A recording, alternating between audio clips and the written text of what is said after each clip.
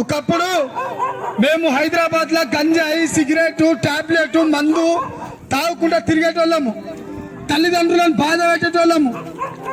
మా మమ్మీని కొట్టేటోని, మా డాడీని కొట్టేటోని, నా భార్యని ఇబ్బంది పెట్టేటోని, నా భార్యని నా పిల్లలని ఇబ్బంది పెట్టేటోని. నా జీవితంలో సంతోషం అన్నది లేకుండే. మా కాలనీలో కూడా నాకు ఒక సాక్ష్యం లేకుండే.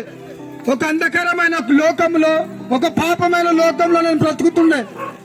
ఇలాగనే ఒక తమ్ముడు వచ్చి నాకు గొంతు క్యాన్సర్ వచ్చిందండి. గుట్కలు బాగా తినటోని, గుట్కలు తిని తిని సిగరెట్ దాగి మందు దాగి నాకు ఒక క్యాన్సర్ వచ్చేసింది.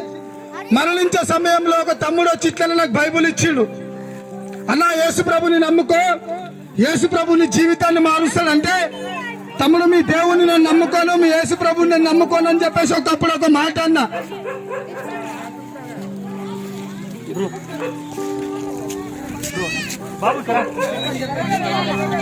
చనిపోయే టైంలో ఒక తమ్ముడు వచ్చి బైబుల్ చదువుకో అన్న, నాకు క్యాన్సర్ వచ్చింది.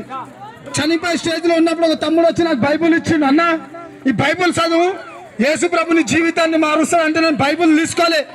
ఆ బైబుల్ని నేను ఎన్నోసార్లు పేపర్లు చింపేసిన, బైబుల్ని తొక్కిన, బైబుల్ని గుట్కా తీసుకొని ఉంచిన, గుట్కాతోటి సిగరెట్ మందు ఇట్లా బైబుల్ని మొత్తం మందు దాయేసి వచ్చి బైబుల్ని చింపి పడేసేటోని. ఒక తమ్ముడు అట్లనే నాకు బైబుల్ ఇవ్వగా ఆ బైబుల్ చదవడం మొదలుపెట్టిన నా జీవితం మార్చబడ్డది. ఈరోజు ఒకటే చెప్పడానికి మేము మధ్యలోకి మేము వచ్చి ఉన్నామండి. యేసు ప్రభు కులాన్ని మతాన్ని మార్చే దేవుడు కాదు. ఈ బైబుల్ కులాన్ని మతాన్ని మార్చే బైబుల్ కాదు. యేసు ప్రభు కులాన్ని మతాన్ని మార్చే దేవుడు కాదు, కానీ నీ జీవితాన్ని మార్చే దేవుడు యేసు ప్రభు.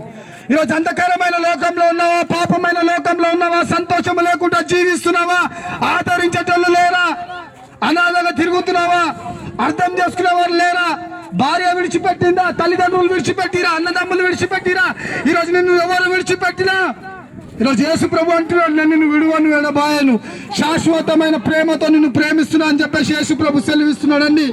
ఒకప్పుడు మా జీవితంలో సంతోషము లేకుండే, ఒకప్పుడు మాకు ఆనందము లేకుండే, ఎప్పుడైతే యేసు